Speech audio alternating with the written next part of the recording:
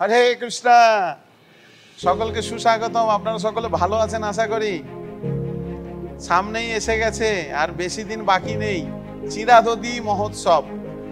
এই পানিহাটি অত্যন্ত এক প্রসিদ্ধ জায়গা, সেই সম্বন্ধে আপনারা সকলেই জানেন। কারণ এই পানিহাটি ধামে নিত্যানন্দ প্রভু 3 মাস ছিলেন রাঘবের আলয়ে। তাই এই জায়গা এতই প্রসিদ্ধ হয়েছে, আমাদের মহানতম আচার্য শ্রী শিল ভক্তিচারু স্বামী গুরু মহারাজ এই স্থানের একটি খুব সুন্দর প্রসিদ্ধ পদ লিখেছেন। অত্যন্ত প্রসিদ্ধ এই পানিহাটি ধাম, যথায় বিরাজে গৌর ভগবান, অর্থাৎ গৌরাঙ্গ মহাপ্রভু যেখানে সর্বত্র থাকেন, এই সেই স্থান পানিহাটি। আপনি সব জায়গায় গেলে মহাপ্রভুকে নাও পেতে পারেন, কিন্তু এই পানিহাটি ধামে পাবেন। তবে আর 3টে জায়গায় থাকেন, শাস্ত্রে বলা হয়েছে যে 4 ঠাঁই থাকি আমি সর্বদাই, রাঘব ভবনে, এবং তার সঙ্গে 3টে স্থান রয়েছে। কি কি শুনতে চান?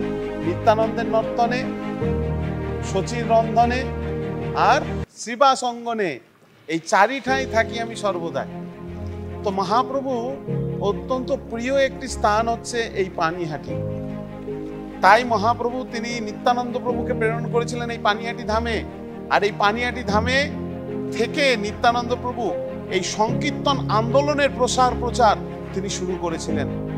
তাই আজও পর্যন্ত, আজ থেকে 509তম বৎসর আগে এই লীলা অনুষ্ঠিত হয়েছিল, ঠিক আমি যে জায়গায় বসে আছি এই স্থান। বুঝতে পারছেন? এই স্থানের যে গুরুত্ব মাহাত্ম্য আপনারা না এলে, না দেখলে বুঝতে পারবেন না। তাই এখনো পর্যন্ত এই লীলা সংগঠিত হয়। এই চিরাদধি মহোৎসব আজও পর্যন্ত মহানতম আচার্যদের নির্দেশ অনুসারে হয়ে আসছে। তাই এই বছরও আমাদের আন্তর্জাতিক কৃষ্ণ ভাবনামৃত সংঘের পক্ষ থেকে, অর্থাৎ ইস্কন পানিহাটি 5 দিনের প্রোগ্রামের আয়োজন করেছে। অর্থাৎ চিরাদধি ফেস্টিভ্যাল তো 9 তারিখ, এই 9 তারিখের আগে 4 দিন থেকে প্রোগ্রাম চলবে। 5 তারিখে থাকছে হচ্ছে গঙ্গায় সাফারি। এই যে আমাদের মন্দির একদম গঙ্গার ধারে, দেখতে পাচ্ছেন, এই গঙ্গাতে করে আমরা যাব, যেখান থেকে বিদেশে যাত্রা করেছিলেন শ্রীল প্রভুপাদ, খিদিরপুর ডক, এবং সমস্ত জায়গা পরিভ্রমণ করে আমরা আবার এখানে ফিরে আসব, গঙ্গা সাফারি। এবং তারপরের দিনে থাকছে 6 তারিখ, জুন মাসের 6 তারিখ, ফুড ফেস্টিভ্যাল, অর্থাৎ খাওয়া দাওয়ার উৎসব। ভগবান স্বয়ং এই প্রসাদ রূপে কৃপা করার জন্য যিনি জগন্নাথ রূপে এই ধরাধামে আবির্ভূত হয়েছেন। আর ভগবানের সেই স্বরূপ জগন্নাথ স্বরূপ, যে স্বরূপে ভক্তরা খেলে ভগবান সেই স্বরূপে আনন্দিত হন। তাই খাওয়ার প্রোগ্রাম ভক্তদের, এই ফুড ফেস্টিভ্যাল ঠিক 6ই জুন, মনে রাখবেন। কিন্তু বহু ভ্যারাইটিস দোকানপাট বসে, যেটা হচ্ছে ভগবানের অফারিং করা মহাপ্রসাদ পাবেন অত্যন্ত সুলভ, শুধু ওই দিনের জন্য। এবং তারপরের দিনে থাকছে, যেহেতু একাদশী পাণ্ডবাণীর জ্বলা, ওই দিনে থাকছে শ্রবণ উৎসব।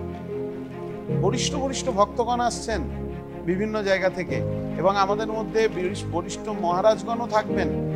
শ্রীশ্রীমৎ লোকনাথ স্বামী মহারাজ, শ্রীশ্রীমৎ ভক্তিপ্রেম স্বামী মহারাজ, শ্রীশ্রীমৎ গৌরাঙ্গ প্রেম মহারাজ, শ্রীশ্রীমৎ ভক্তিসার গোবিন্দানন্দ স্বামী মহারাজ, অনেক মহান বরিষ্ঠ বৈষ্ণবরা উপস্থিত থাকবেন। তাই আপনারা কিন্তু সকলে শ্রবণ উৎসবেও থাকবেন।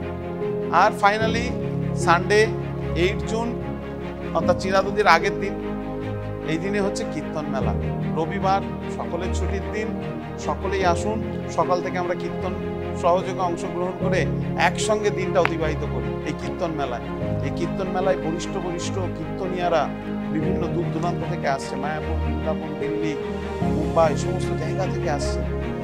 শুধু এই পানিহাটি ধামে মহাপ্রভুকে কীর্তন শ্রবণ করানো। এবং ফাইনালি তারপরের দিনে চিরাদধি মহোৎসব। এই চিরাদধি মহোৎসবে বহু দর্শনার্থীর আগমন হয়। আপনারাও সকলে আসুন, এসে দেখতে পাবেন এই চিরাদধি মহোৎসবের গুরুত্বটা কতটা। এই চিরাদধি মহোৎসবে অংশগ্রহণ করে আপনারা সকলে নিজের জীবনকে সাফল্যমণ্ডিত করুন। কেমন? কেন এটা রঘুনাথ দাস গোস্বামী পাদকে দণ্ড দেওয়ার মাধ্যমে নিত্যানন্দ প্রভু নিজে শুরু করেছিলেন।